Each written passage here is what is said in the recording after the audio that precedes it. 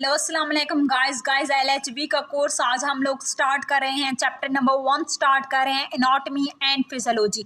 Anatomy is the study of the body, organisations of the body. The word anatomy is the combination of two Greek word ana apart, tomy to cut, so it meaning to study by cutting apart, that is by discussion. ये कहते हैं कि anatomy दो चीज़ों में तकसीम किया गया, एना और टोमी।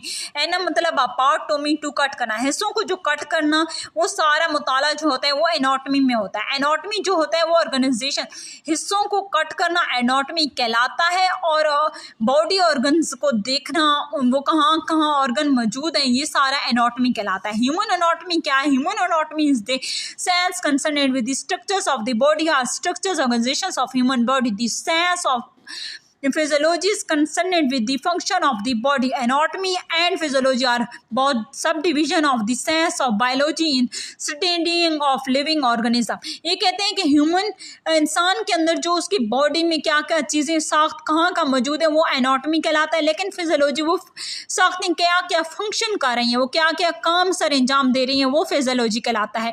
एक हार्ट को देखते हैं, एक हार्ट कहाँ मौजूद है, वो एनाटॉमी कहलाएगा। लेकिन वो हार्ट कैसे कैसे काम कर रहा है, वो खून कैसे पहुँचा रहा है हर हिस्से को, वो कैसे काम सर अंजाम दे रहा है, वो सारा फिजियोलॉजी में होगा। ये कहते हैं कि एनाटॉमी की काफ़ी सारी ब्रांचेस हैं, लेकिन मेजर जो ब्रांचेस हैं वो 8 ब्रांचेस हैं। सबसे पहली ब्रांच के बारे में आज हम लोग पढ़े हैं। मेजर जो ब्रांच है पहली, मैक्रोस्कोपिक और gross anatomy. It is a branch of anatomy deals with the study of structures of human body part by naked eyes without the aid of microscope. Microscope aid किए बगैर अगर हम अपनी आँख का मुताला करते हैं वो मैक्रोस्कोपिक एनाटॉमी कहलाता है। Gross anatomy can be considering using the following 2 अपर्चीज। इसको 2 अपर्चीज में इस्तेमाल किया गया है, रीजनल अपर्चीज और सिस्टमेटिक अपर्चीज। रीजनल अपर्चीज को हम देखते हैं कि ये क्या चीज़ है। In this approaches we focus on a particular region and studying various structures and their arrangement in that particular region. For example, in regional anatomy of the head, we will studying the bones, blood, muscles, vessels, nerves, etc. of the head region only. ये कहते हैं कि हम एक खास reason पर तवज्जो मरकूज करते हैं और इस मखसूस खित्ते में मुख्तलिफ ढांचे और उनके इंतजामात का जो मुताला है वो रीजनल अपर्चीज में किया जाता है। सिस्टमेटिक अपर्चीज क्या है? In this, we study a particular system of the body as a whole. For example, in systematic study of cardiac vessels system, we will studying the heart and the blood vessels found in all part of the body.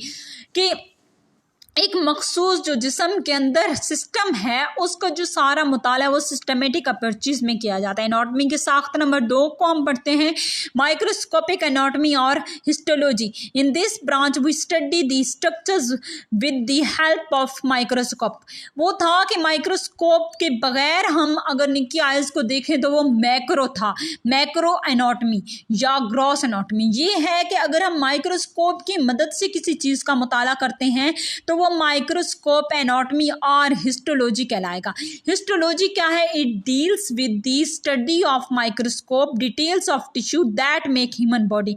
Microscope की मदद से जो इंसान के अंदर बनने वाले tissue हैं, इंसान के जिस्म के अंदर बनने वाले टिश्यू हैं, उसका मुताला जो है वो हिस्टोलॉजी कहलाता है। आगे है साइटोलॉजी।